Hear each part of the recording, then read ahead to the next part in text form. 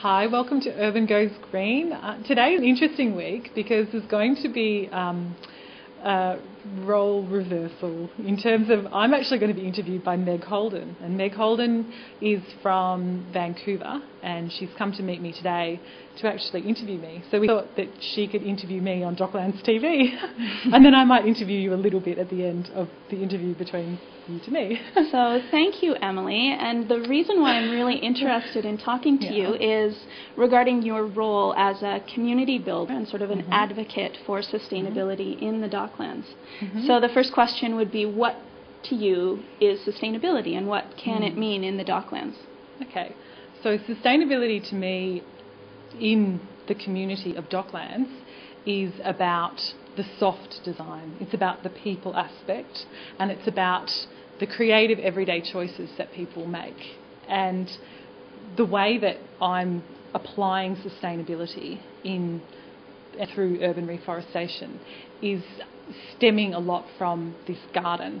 But it's not just about the garden. The garden is there as a tool, and that garden grows particular initiatives that inspire sustainable lifestyles and a sustainable culture in the Docklands. So I'm very much focused on fundamentally culture change and a shift in the way that we live our lives in an urban context.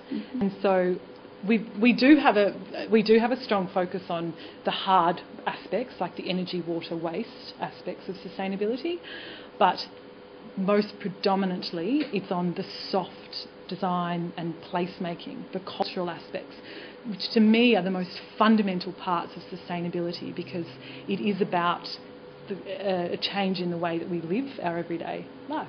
But isn't Docklands, in its sort of high tower lifestyle and urban mobility spirit, isn't it against the sort of qualities of rootedness that draw people to gardening? I think in some ways the way that a highly dense area is it's actually designed to help facilitate sustainability and sustainable communities, because essentially what you've got is more people in a condensed space, and it's easier to come up with solutions on resource use. But from a social point of view, you've actually got public space that can be utilised to enable this sustainable culture and sharing of knowledge. And I think a garden in an urban area is even more fundamental than in a rural area for sustainability and sustainable communities. So if you had your way, then what would you see in terms of the green community gardening aspect and social sustainability aspects of Docklands in 5 years' time? Well, I'm really excited I can share this vision. I think that Docklands could be a destination point for, in terms of a sustainable urban community. It could be a fascinating place with intimate spaces all throughout it, created, intimate green spaces created all throughout, jutted all throughout it. They don't need to be grandiose gardens. I'm talking about small intimate spaces where, it becomes sort of a tribal, village style, people connecting in, and they're not sterile, trees and things. They're actually gardens that people cultivate. It doesn't necessarily have to be vegetables, but it's very much inspired by, I think, what I've done a lot of international research, and I think that the Lower East Side in New York is a fascinating example of an urban community that has this really beautiful layer to it from a community design perspective. You just walk around there and people interact with one another, and you think, well, what is that? And it's something that's galvanising them together. It's the gardens, it's the green spaces that are owned very much from the community level up, and there's an organisation linked to the council, but it's independent, called Green Thumb, and they help to govern the gardens, but essentially they're community owned. and they help to facilitate a very special place in the Lower East Side.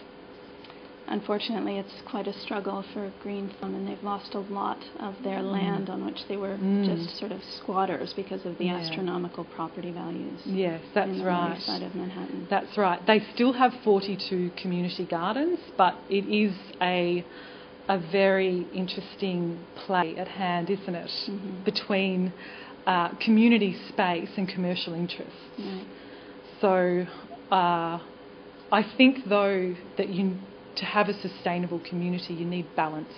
And sustainability in Chinese, we've just been chatting to Sophie from China, actually translates to balance and harmony.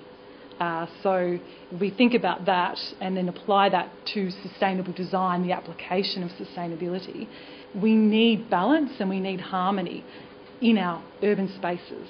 And that's really like a very interesting question around governance and the way that places are governed and who makes the decisions and how, things are, Right. So can I interview you now? So maybe it's a good time to wind up, but just talk about a little bit where you're coming from. What's your project? So I'm here visiting from the Urban Studies program at Simon Fraser University in Vancouver, and I'm part of an international team conducting research into the sustainability outcomes of urban waterfront redevelopment projects. So looking at Melbourne's Docklands in comparison to Vancouver's Southeast False Creek. Wow. So the two so-called most livable cities in the world, waterfronts, compared and contrasted. Right. Livability is not the same as sustainability, however. So we're looking at the disconnect there. What are the indicators of livability and sustainability? What's the difference? Well, sustainability really requires a much longer time frame of reference, whereas livability is about the here and now. Sustainability is about the next 1 or 10 generations. Very interesting. Well, thank you, Meg. Thank you, Emily. That was very interesting, and we'll see you next week. Bye-bye. Ciao.